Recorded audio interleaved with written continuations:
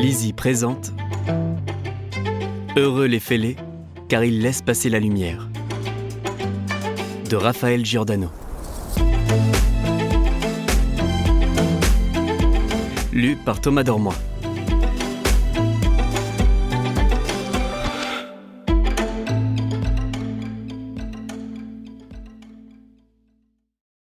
Celui qui a été mordu par le serpent a peur de la corde. Proverbe marocain. Le courage croît en osant, et la peur en hésitant. Proverbe italien. Celui qui n'a pas peur n'a pas de courage. Proverbe de Côte d'Ivoire. La honte n'a pas pour fondement une faute que nous aurions commise, mais l'humiliation que nous éprouvons à être ce que nous sommes sans l'avoir choisi, et la sensation insupportable que cette humiliation est visible de partout. Milan Kundera. La peur n'est pas le pire. L'atroce, c'est la honte de se regarder succomber à la peur. Pierre Gélinas. Tu seras aimé le jour où tu pourras montrer ta faiblesse sans que l'autre s'en serve pour affirmer sa force. Cesare Pavese. Chapitre 1. Quand on reçoit un message d'un homme la veille de la Saint-Valentin, cela laisse logiquement présager de charmantes intentions. Ce texto arrivé quelques instants auparavant, cette simple phrase aurait excité et comblé n'importe quelle autre femme. Chère Alice, prends juste une brosse à dents. J'enverrai une voiture te chercher. Adorable. D'évidence, son match a ressenti l'envie de lui préparer une surprise. Elle n'ose pas dire son amoureux, car ils ont fait connaissance seulement 3 semaines auparavant sur un site de rencontre. À bien y réfléchir, elle trouve étrange cette époque où l'on parle de match plutôt que d'amoureux. Parfois, elle songe qu'elle aurait préféré vivre au XIXe siècle, lorsque les hommes courtisaient encore les femmes et que la galanterie était de mise. Faire la cour avant de faire l'amour. Une pensée surannée, mais tellement agréable. Aujourd'hui, les relations se vivent en accéléré. En quelques clics, un contact. En quelques messages, un rencard. En quelques heures, déjà, toutes les lignes franchies. Ce n'est pas ce dont elle rêve. Malgré tout, elle est la première à multiplier les rencontres virtuelles, jusqu'à passer de longues soirées à swiper les hommes sur des sites de rencontres. Pouce à droite pour un oui, ou pouce à gauche pour un non. Les destins amoureux s'en remettent désormais à des algorithmes. Qu'auraient pensé ses arrière-grands-parents de ces nouvelles pratiques qui n'offrent d'autre choix que de renoncer au charme du hasard et aux facéties du destin, pourtant parfois si savoureuses? En 2 générations, le romantisme a rétréci comme peau de chagrin. La part d'elle-même encore fleur bleue le regrette. Mais elle bénit tout de même ces applications qui lui permettent d'aller au contact de ses congénères sans l'exposer directement. Cachée derrière un écran, elle se sent plus à son aise pour nouer connaissance. Dans la vraie vie, c'est une autre histoire. Elle se sait particulière, ce qui rend sa recherche encore plus difficile. Inclassable.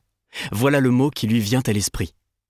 Elle est consciente que son aspect physique ne peut être du goût de tout le monde. Sans doute à cause de son style vestimentaire qu'elle aime original, parfois excentrique. Elle a tendance à se camoufler dans des vêtements qui ne mettent pas particulièrement ses formes en valeur. De même, elle laisse trop souvent ses épais cheveux auburn manger une partie de son visage et sa longue frange en bataille dissimuler l'éclat de ses yeux bleu piscine. Il paraît tout à fait contradictoire d'opter pour un look aussi voyant quand on est, au fond, une personne autant pétrie de timidité. Il faut croire qu'elle a trouvé dans l'extravagance de ses tenues l'armure nécessaire pour oser côtoyer le monde. Car les gens lui font un peu peur. Elle ne le dirait pas à voix haute, mais c'est la réalité. Avec sa nature hypersensible, elle ne voit pas les gens comme tout le monde. Elle imagine, malgré elle, leur capacité à blesser, décevoir, tromper ou abandonner. Souvent, leurs remarques la griffent. Elle craint leur regard et leur jugement. Mais en cet instant, c'est elle qui se regarde durement dans le miroir de son petit salon.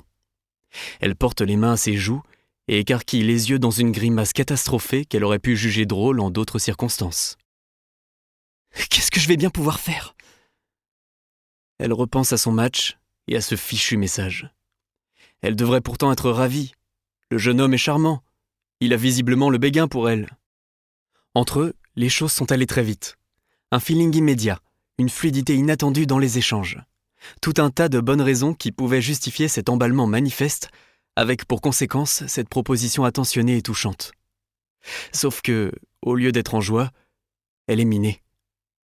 Comment expliquer que cette invitation la plonge dans cet état de stress disproportionné et incompréhensible pour la majorité des gens ? Qui pourrait imaginer le film intérieur instantané qui s'est enclenché dans sa tête rien qu'en lisant les mots « brosse à dents ». Brosse à dents, pour elle, ne veut pas dire juste brosse à dents, non. Il renvoie des notions plus anxiogènes. La certitude d'une nuit passée dans un ailleurs inconnu. Un appartement loué ? Un hôtel peut-être ? Mais où ?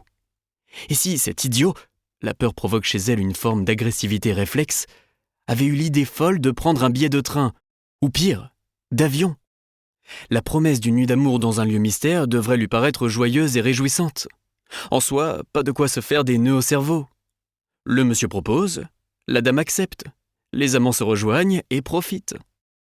Le scénario classique pour des personnes normales. Tout le monde sait faire ça, se dit-elle. Tout le monde, sauf elle. Vraiment, elle ne se sent pas d'affronter cette situation à multiples inconnus.